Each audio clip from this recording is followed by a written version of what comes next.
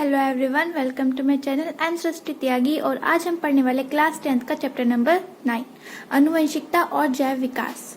ये इसका पार्ट 2 है। पार्ट 1 आपको चैनल पे मिल जाएगा। चलिए स्टार्ट करते हैं। पार्ट 1 में हमने पढ़ा था कि मेंडल नाम के एक साइंटिस्ट ने क्या किया था, मटर के पौधों के ऊपर एक्सपेरिमेंट किया था, जिसमें क्या किया था उसने कि मटर के पौधों के 7 लक्षणों के ऊपर उसने परीक्षण करके और आनुवंशिकता और विभिन्नताओं को दर्शाया था।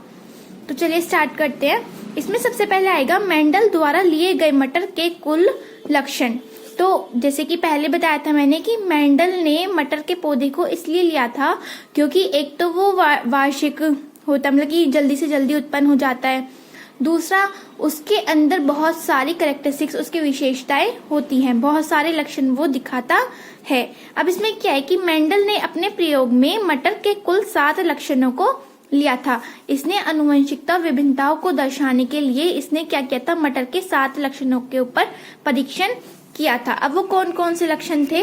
वो 7 लक्षण थे: बीजों का आकार, बीजों का रंग, फूलों का रंग, फली का आकार, फली का रंग, फूलों की स्थिति और तने की ऊंचाई। अब इसमें 2 चीज बताई थी पहले भी कि एक होते प्रभावी लक्षण और एक होते हमारे अप्रभावी लक्षण। प्रभावी लक्षण वो लक्षण जो कि पेत्रक से उसके जो नई जनरेशन है, नई स्पीशीज उत्पन्न हो रही है, उनके अंदर जो दरअसल मतलब जो हमें दिखाई देते हैं, अच्छे से दिख जाते हैं, उन लक्षणों को क्या कहते हैं? प्रभावी लक्षण कहते हैं। और अप्रभावी लक्षण वो लक्षण जो कि क्या है कि कुछ मतलब होते तो हैं, उपस्थित तो रहेंगे नई स्पीशीज में, लेकिन वो हमें अच्छे से वो शो नहीं करते हैं। अब इसमें सबसे पहली जो है हमारा पहला लक्षण है वो है बीजों का आकार। अब जैसे कि हम सभी को पता है, मटर तो हम सभी खाते हैं, तो हम सभी को पता है कि जो मटर होती है, मटर का जो आकार होता है या तो वो गोल होती है या फिर वो थोड़ी सी खुरदुरी होती है। अब इसमें क्या होता है, गोल को हम इंग्लिश में बोलते हैं राउंड, है ना, और round means R for round. तो हमने इसका जो इनिशियल लिया है वो लिया है हमने कैपिटल आर।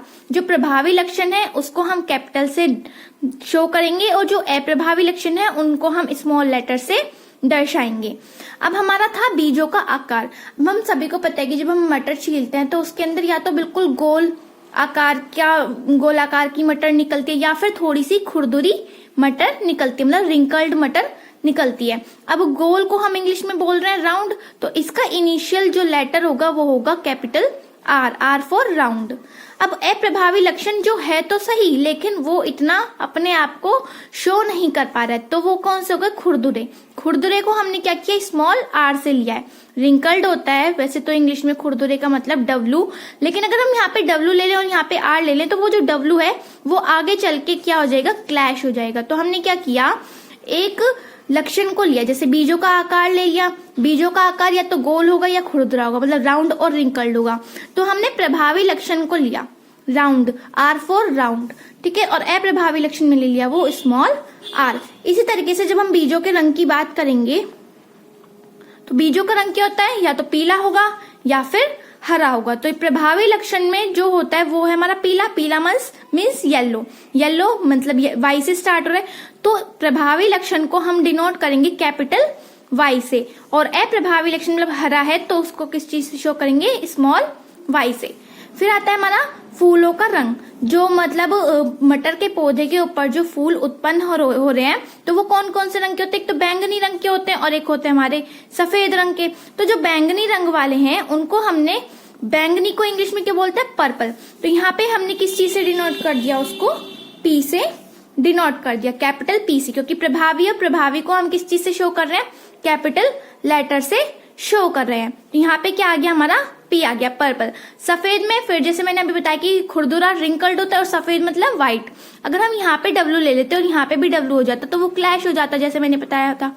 इसी वजह से हमने क्या किया था, मतलब मेंडल ने क्या किया, उसका जो प्रभावी लक्षण है, किसी भी लक्षण का प्रभावी लक्षण है, उस शब्द का जो पहला लेटर है उसी से उसने क्या किया, उनको डिनोट करना शुरू कर दिया। जैसे गोल का राउंड हो गया तो आर हो गया, ये स्मॉल आर हो गया। येलो का वाई हो गया, ये स्मॉल वाई हो गया।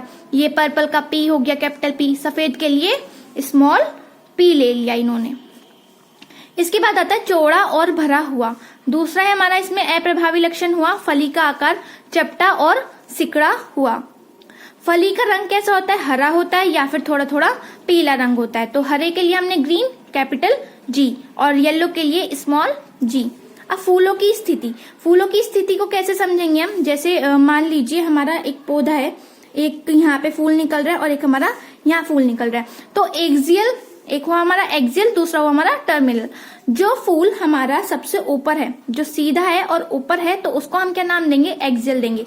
और जो साइड में जाके हो रहा है उसको क्या नाम देंगे हम, टर्मिनल। तो फूलों की स्थिति, एक फूल है जो हमारा ऊपर है और एक फूल हमारा जो साइड में टर्मिनल में है। तो प्रभावी लक्षण क्या होगा हमारा, एक्सियल का होगा। तो एक्सियल मतलब ए, यहाँ पे आ गया कैपिटल ए। अप्रभावी में आ गया हमारा वो टर्मिनल के लिए स्मॉल ए। जैसे अभी यहाँ पे फिर से हुआ, टर्मिनल टी से स्टार्ट होता है और टॉल भी टी से स्टार्ट होता है, तो फिर वो यहाँ पे आके क्लैश कर जाता। तो इसी वजह से हमने प्रभावी लक्षण का जो कैपिटल लेटर है, मतलब पहला वर्ड है, पहला लेटर है वर्ड का, जैसे आर हो गया, वाई हो गया, पी हो गया, उनको हमने कैपिटल में ले लिया और अप्रभावी में उन्हीं को, प्रभावी लक्षण के जो इनिशियल लिए थे उन्हीं को हमने क्या कर दिया, स्मॉल लेटर में उनको लेना शुरू कर दिया, ताकि हमें जब वो परीक्षण हो रहा था तो वो उनमें बिल्कुल भी कंफ्यूजन ना आए प्रयोग करते हुए। इतना समझ में आ गया। हमने क्या पढ़ा अभी तक कि मेंडल ने मटर के 7 लक्षण लिए थे। बीजों का आकार, जिसके लिए उसने क्या क्या यूज किया, बीजों का आकार था राउंड और कैपिटल आर और स्मॉल आर। बीजों का रंग के लिए कैपिटल वाई स्मॉल वाई। फूलों के रंग के लिए कैपिटल पी स्मॉल पी। फली के आकार के लिए हो गया, फली का रंग हो गया कैपिटल जी और स्मॉल जी। फूलों की स्थिति हो गई ए और स्मॉल ए। और तने की ऊंचाई, हमें जैसे कि पता है कि जो मटर के पौधे होते हैं कुछ लंबाई में होंगे और कुछ कम लंबाई होती है। तो जो लंबा होता है उसको हम इंग्लिश में बोलते हैं टॉल, तो कैपिटल टी। और बोना मतलब ड्वार्फ, तो यहाँ पे डी नहीं आके स्मॉल टी आ जाएगा। इसके बाद है मेंडल का प्रयोग, जो मेंडल ने प्रयोग किया था।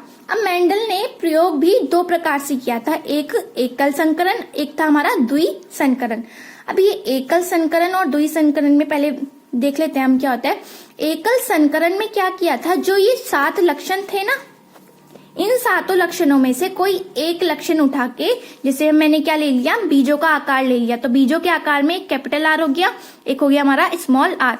इन दोनों के बीच में क्या करा देंगे हम, क्रॉसिंग ओवर करा देंगे। लेकिन जब हम द्वि संकरण के बारे में बात करेंगे, द्वि संकरण में हम क्या करेंगे, हम इन 7 में से कोई भी 2 विकल्प ले लेंगे, 2 लक्षण ले लेंगे और उन दोनों के बीच में हम क्या कराएंगे, क्रॉसिंग ओवर करानी शुरू कर देंगे या संकरण कराना शुरू कर देंगे। अब वो किस तरीके से करते हैं अब हम वो सीखते हैं, क्योंकि एग्जाम में जो आपके लघु उत्तरीय होते हैं वो आते हैं इस चैप्टर में। लघु उत्तरीय जो प्रश्न आता है वो आता है आपका एकल संकरण का, और जो दीर्घ उत्तरीय प्रश्न आता है वो आता है आपका द्वि संकरण का, लेकिन आता जरूर है। तो इस चीज को ध्यान से समझना है हमें।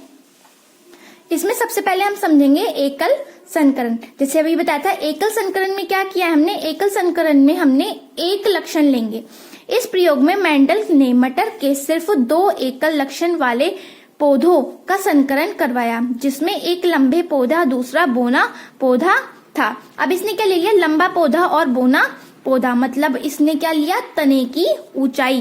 तने की ऊंचाई के एक तो ले लिया इसने लंबा पौधा और एक ले लिया इसने बोना पौधा। तो ये 2 कैरेक्टर्स हो गए, एक ही पौधे के 2 कैरेक्टर हो गए, एक लंबा और एक बोना। लेकिन अगर देखा जाए तो सिर्फ ये तने की ऊंचाई के बारे में ये अपना संकरण कराया इसने। अब इसमें भी पीढ़ी होती है, पहली पीढ़ी, फिर उससे उत्पन्न होने वाली अगली पीढ़ी F2। पहली पीढ़ी को इसने नाम दिया F1 और दूसरी पीढ़ी को इसने नाम दिया F2।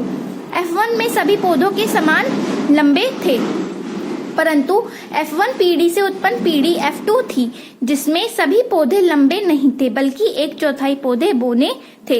इसने क्या किया कि जब इसने संकरण कराया तो F1 में जब पहली पीढ़ी थी तो उसमें सभी जो पौधे थे वो लंबे थे, कोई भी पौधा बोना नहीं था। जब इस तरीके से समझो, जब किसान फसल लगाता है तो अच्छे बीज ही लगाएगा, अच्छे पौधे ही लगाएगा, तो कौन से पौधे होंगे, लंबे पौधे होंगे। लेकिन जब F1 पीढ़ी में जब संकरण हुआ, जब उनमें जनन होने के बाद जो F2 पीढ़ी, नई पीढ़ी, अगली पीढ़ी जन्मी, तो उसमें क्या था, उसमें जो 1/4 जो पौधे थे वो कैसे थे, बोने पौधे थे, मतलब चार हिस्से में बटेगा वो, और 4 हिस्सों में से 3 हिस्से टॉल होंगे मतलब लंबे होंगे, और एक हिस्सा क्या होगा, बोने पौधे उत्पन्न होंगे। अब उसको यहाँ पे संकरण कैसे करना है, सबसे पहले हमें एक टेबल की फॉर्म बनानी होगी। इस टेबल की फॉर्म में क्या करेंगे, हम 3 ब्लॉक्स बनाएंगे, 3 ऐसे और 3 ऐसे। इसके बाद हमने जैसे पहला क्या लिया, इसमें तने की ऊंचाई के लिए क्या क्या कैरेक्टर्स थे हमारे, लंबा पौधा और बोना पौधा। लंबे पौधे को हमने कैपिटल टी से डोनेट किया है और बोने पौधे को हमने स्मॉल टी से डोनेट किया है। उसके बाद हम क्या करेंगे, सबसे पहले यहाँ पे हमने दोनों ले लिए कैपिटल टी वाले, मतलब लंबे पौधे ले लिए, और इधर ले लिया हमने स्मॉल टी वाले, मतलब बोने पौधे। क्या हुआ, इसको फिर से समझिए, हमने एक टेबल बनाई, 3 ऐसे बनाने हैं और 3 ही हमें ऐसे बनाने हैं। कुल हमें कितने बॉक्सेस बनाने हैं, 9 बॉक्सेस बनाने हैं। अब हमने एक लक्षण लिया है तने की ऊंचाई। तने की ऊंचाई या तो लंबी होगी या फिर बोनी होगी। लंबे के लिए हमने क्या लिया, कैपिटल टी, और बोने के लिए लिया हमने स्मॉल टी। अब हमने क्या किया, दोनों ये इधर साइड ले लिए हमने लंबे और इधर साइड ले लिए हमने बोने।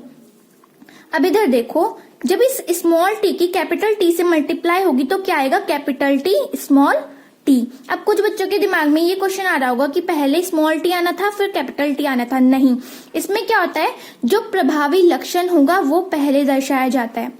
जो प्रभावी लक्षण होता है उसको हम पहले शो करते हैं। और अभी आप ऊपर वाली टेबल में देखिए कि प्रभावी लक्षण के लिए हमने कैपिटल टी लिया है, तो भले ही हमने यहाँ पे स्मॉल टी की कैपिटल टी से मल्टीप्लाई कराई है, लेकिन पहले हमारा कैपिटल टी ही आएगा, क्योंकि जो पौधे हैं वो लंबे ही उत्पन्न होंगे।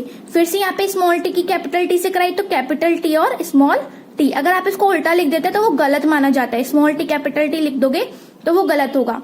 फिर इसी तरीके से स्मॉल टी कैपिटल टी, फिर से कैपिटल टी स्मॉल टी, यहाँ पे भी कैपिटल टी स्मॉल टी। इसके बाद जब F2 ये F1 जनरेशन क्या हो गया, तो सारे कौन से पौधे हुए, हमारे लंबे पौधे उत्पन्न हुए। F1 पीढ़ी में, पहली पीढ़ी में हमारे सारे क्या हुए, टॉल हुए, लंबे हुए, क्योंकि इसमें टी दिख रहा है ना, कैपिटल टी आ रहा है ना चारों में, तो क्या होंगे हमारे ये लंबे पौधे उत्पन्न होंगे। इसके बाद हमारा ये दूसरी टेबल फिर से हमें वही बनानी है, 3 इधर, कुल हमारे 9 बॉक्सेस बनेंगे।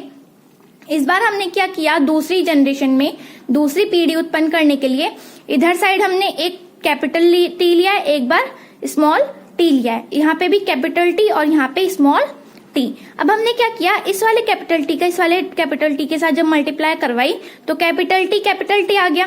तो ये कौन से होंगे, हमारे टॉल होंगे, क्योंकि टॉल मतलब लंबे। तो कैपिटल टी कौन सा है, हमारा लंबा है, तो क्या होंगे, ये टॉल होंगे। कैपिटल टी की स्मॉल टी से करेंगे तो कैपिटल टी स्मॉल टी, ये भी क्या होगा, हमारा टॉल होगा, क्योंकि कैपिटल टी इसमें आ रहा है, तो ये भी क्या होगा, हमारा टॉल आएगा, मतलब लंबा आएगा। यहाँ पे भी क्या, कैपिटल टी और स्मॉल टी आ गया। फिर से स्मॉल टी कैपिटल टी से मल्टीप्लाई करेंगे तो पहले कैपिटल टी लिखा जाएगा फिर स्मॉल टी, लेकिन होगा ये भी क्या, हमारा टॉल, क्योंकि कैपिटल टी इसमें शो हो रहा है, तो ये भी क्या हुआ, हमारा टॉल ही होगा। लेकिन अब हमारा ये स्मॉल टी और स्मॉल टी के साथ मल्टीप्लाई कराइए तो क्या आ गया, यहाँ पे स्मॉल टी आ गया। और देखेंगे आप जब ऊपर वाली टेबल में देखेंगे कि स्मॉल टी जो है वो हमारे अप्रभावी लक्षण के लिए दिख रहा है, तो मतलब ये कौन से पौधे होंगे हमारे, ये होंगे हमारे बोने पौधे। कौन से होंगे, बोने पौधे। तो ये वाले हो गए हमारे स्मॉल बोने पौधे। तो हमने क्या देखा, इसमें 4 बॉक्सेस हुए, ये तो हमारे जो हमने क्रॉसिंग कराई है, लेकिन जो क्रॉसिंग होने के बाद जो उत्पन्न हुई है वो सिर्फ हमारी 4 हुई है। कौन कौन सी, पहली, दूसरी, तीसरी और ये हो गई हमारी चौथी। तो 4 हुई, तो चारों में से 1 2 3 तो टॉल हुई और एक क्या हुई, हमारी स्मॉल हुई। तो इसमें हमने क्या किया, जो रेशियो आएगा वो कैसे गिनोगे, ये प्योरली टॉल है, दोनों ही टी है, तो प्योरली टॉल 1 हो गए। ये कैपिटल टी स्मॉल टी ये सेम हो गए, तो 2 आ गया, और ये हमारा अलग हो गया, तो यहाँ पे आ गया 1। तो इसका रेशियो क्या होगा, एकल संकरण में 1:2:1। तो एकल संकरण में जनन कराने के बाद या संकरण कराने के बाद जो पीढ़ी उत्पन्न हो रही है उसका रेशियो क्या होगा, 1:2:1। ये आपका एग्जाम में एमसीक्यू की फॉर्म में भी पूछा जा सकता है कि भाई एकल संकरण में कोई भी एक लक्षण का जब संकरण कराएंगे तो उसका जो रेशियो आएगा वो क्या आएगा। तो भले ही आप कोई सा भी लक्षण ले लेना, बीजों का आकार या फूलों का आकार, लेकिन जो इसका रेशियो है वो यही रहेगा 1:2:1, यही इसका आपका रेशियो रहेगा। तो जब भी एमसीक्यू आपको एग्जाम में दिख जाए बोर्ड्स की, तो आपको क्या करना है, अगर उसमें पूछा है कि एकल संकलन का रेशियो क्या होता है, तो आंख बंद करके 1:2:1 पे आप इसको टिक कर देना।